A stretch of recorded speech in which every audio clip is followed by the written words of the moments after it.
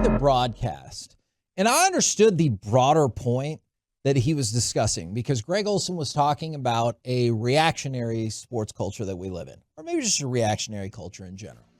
But he said the Cowboys' loss to the Bills doesn't make them any less of a contender. Do you believe that? I'm going to start with you. I'm going to open it up to the Twolos, the YouTubers. You can hit us up on the truckwreck.com fan text 877-881-1053. How many contenders are there?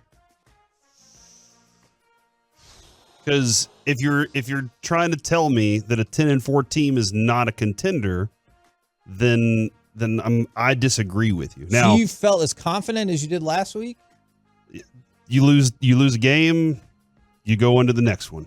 Ooh. And anything can happen in the next one. I didn't think they'd lose to Arizona, but here we are. So, right. Like, you couldn't have predicted that they would lose to Arizona. How many people did? So I can't predict that they are going to be worse. Now, can I say, well, now it's time for all the other teams to look at what the formula was? Yes, that's a reality. And this team and the coaching staff have to be able to adjust and make different plans for if somebody is going to attack them this way. Not every team in the NFL during the regular season can attack the Cowboys this way. Not every team can drop in their secondary and keep the Cowboys flustered by saying we're gonna protect underneath and drop two safeties. And as Broadus pointed out, drop 5, 7 sometimes. So not every team can do that. Not every team can run the ball as effectively. And running backs don't matter in the NFL until you can't stop the run, and you built your entire defense to stop the pass. So that's when the Cowboys are now screwed here, and they have to get better at that somehow. And that's on not just the coaches, but the GM and personnel decision makers to say, do we still need to add something to this late in the season, or are we good enough? Now, you're also suggesting that because they lose on the road, that they always have lost on the road. But they have won 3 games on the road this year. So can they win on the road? Yes. Are they less likely to win on the road? Yes. Unless they beat a team on the road here and then they're 4-4 on the road, and then you just have to coin flip it. So I don't think I think the playoffs are separate entities than the regular season a lot of times. You can't argue that they can beat a good team on the road, I guess, right now. You don't have any proof that they can beat a good team? You don't have any proof that they can? That is correct. And I have plenty of proof that they cannot. Okay.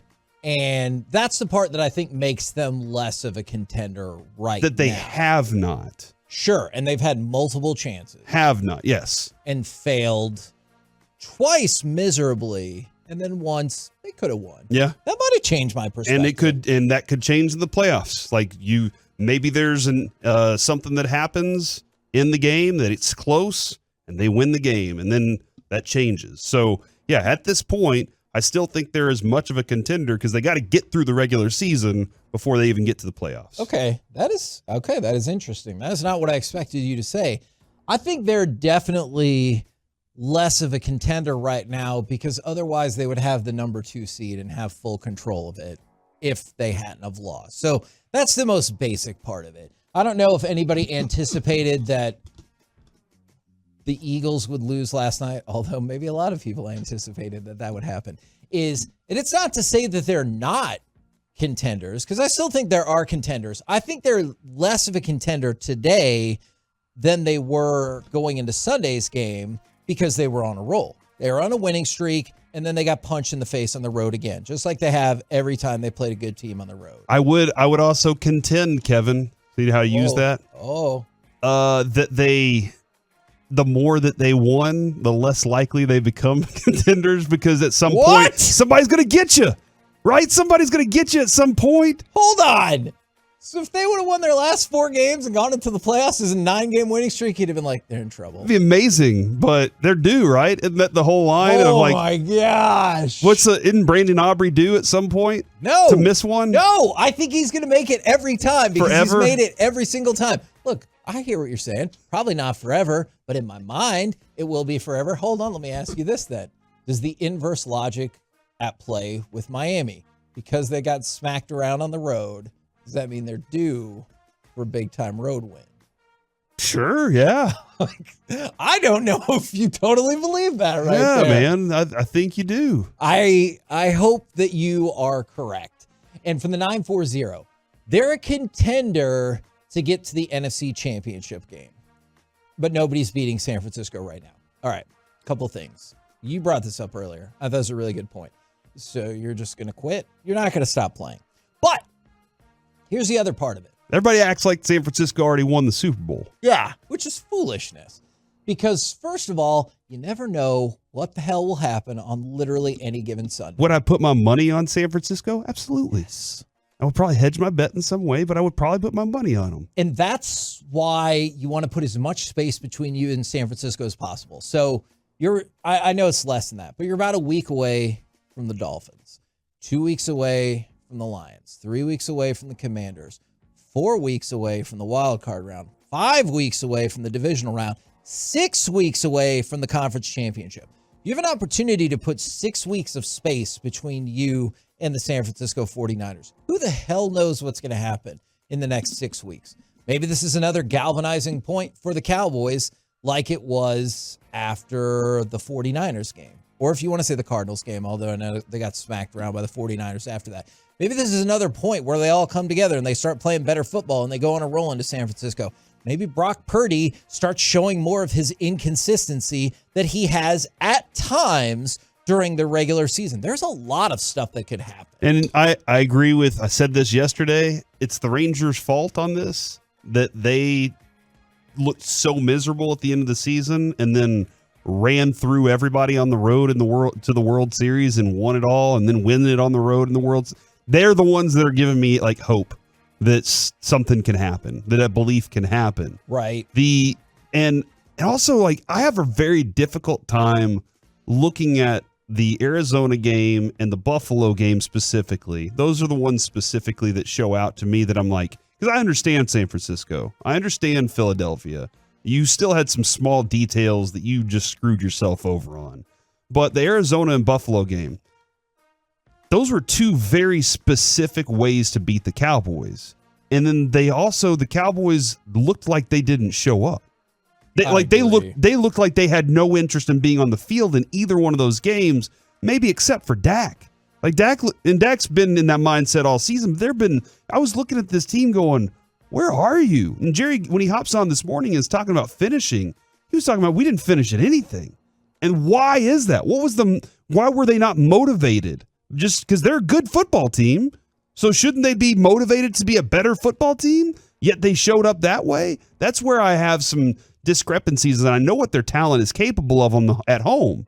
Why is it so different on the road? That makes no sense to me what the difference is. And Jerry was like, he was trying to explain that one of the things could be the crowd. Like, I get it. Like, your home crowd is a very good factor for you. But there's something else. There's some reason you just didn't show up. This is true. This is not exactly the outcome I'm looking for from the 4-6-9.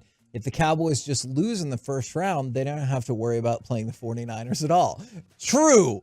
That is not what I'm shooting for whatsoever. But then from the 7-0-3, to your earlier point, everyone acted like, Bassick was in this group. He knows it, is that Atlanta had already won the World Series. And look what happened. Like, he said that time and again. Atlanta is going to win the World Series, or he's going to be in the World Series. But that's not what happened. And that's why I go back to time and again, keep as much space between you and San Francisco as possible, because I think that's the worst. Well, that's any big shock.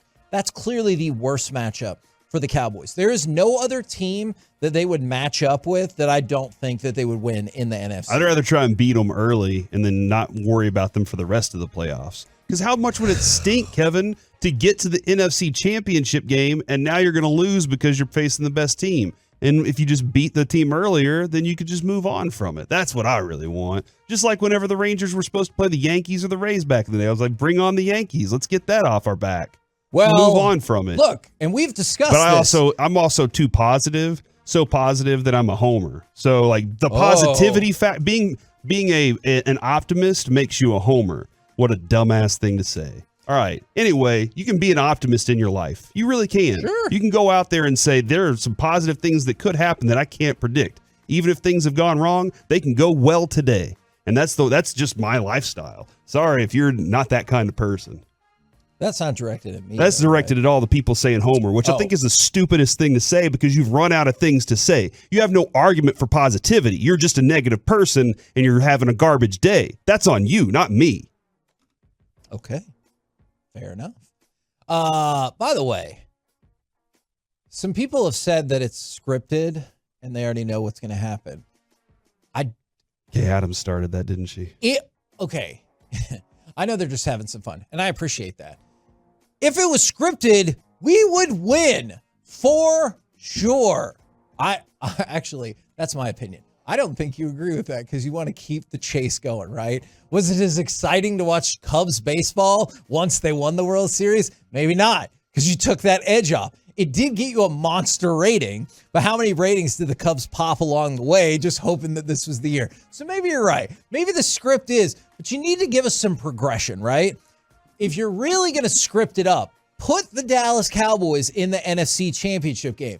Break that run of 28 years and then pull the rug out from under them and be like, ha, you thought you were going to make it. But then think about what's going to happen all next year. Hey, now the Cowboys have made it to the NFC Championship game. Surely the Super Bowl is next. And the other people could still hate on it and be like, what a Super Bowl since 95. And you can keep all that going. So if it is scripted, you need to progress. I can't be going through lost the end of season 1, season 2, all right? I need some progression. We need to get to the NFC Championship game, or else we're not scripting this correctly. Wow. If you believe in that. Just the NFC Championship game, though? Because I feel like once I get to the NFC Championship game, then that's not good enough. No, you're right. But you got that taste. You're shipping the Cowboys with the Super Bowl trophy. This team's getting old, Kevin. No, you're right. This team's starting to get old. I don't know how many more shots I have. A time. I don't know how many more shots they have at this. One problem, we're about to give Dak the most expensive contract ever. We're going to be great. Because he's getting younger. That's why. Exactly. It's all going to be great. Is you're shipping the Cowboys and the Vince Lombardi trophy. I can't just give it all away to you, but I showed you that spark. I showed you Jim and Pam at the casino night. I showed you Daphne when she overheard that Niles was in love with her. I can't just give it all to you, so that's what you get for now. Those are written, scripted shows. Oh, but the script. I see where you're going with this. You've seen some of this officiating. This is not, NFL. It's real life, dude. It's real life. Things can go bad and things can go good. Yeah. If it was scripted, I think that the K would have the Cowboys winning all the time to drive people insane. And they have the biggest fan and hater base combined. But in the meantime, you get another shot. I know you said they're due. I choose to believe you. You get another shot at a quality road team. And if you win this game against the Dolphins, that will help assuage some of my fears. Because as I look at it right now, and I know we'll dive into this more tomorrow, is you had a shot against the Eagles on the road. You lost. Had a shot against the 49ers on the road. You lost. Had a shot against the Bills on the road. You lost. If they lose to the Dolphins as well, that's going to terrify me because it's most likely going to put you in the number 5 spot, which will put you on the road probably for the entirety of the playoffs. But wouldn't you just think that was what was going to happen anyway, that they would lose on the road? I know, and that's why I don't want it to happen. Because then our season will be over, Corey. I need us to win against Miami and keep my hopes and dreams alive. We can't. So let's just not even play the game. I didn't say that. And wait till the playoff failure and just wait till Ranger season. That is just get me to Ranger season. That's always been the MO around here is the Cowboys. All they got to do is get me to Ranger season. See, you've upset him, fan texters. That's on you. I think they can win against Miami. And if that's the case, that changes all the outlook. But then again, you and I have different philosophies about the playoffs.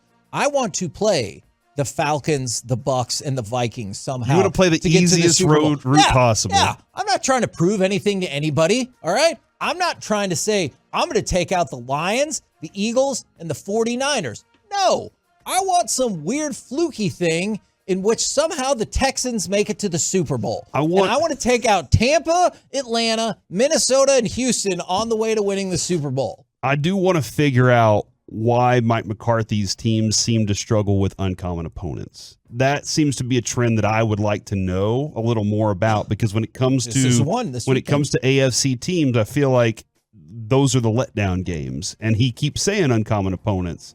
And I don't understand what the struggle is there. And how can you fix that? Because I would like to see that fixed. Those are some of the things. I don't know if it's because we don't have a connection with them. We don't know them well enough. We don't know how to scout them.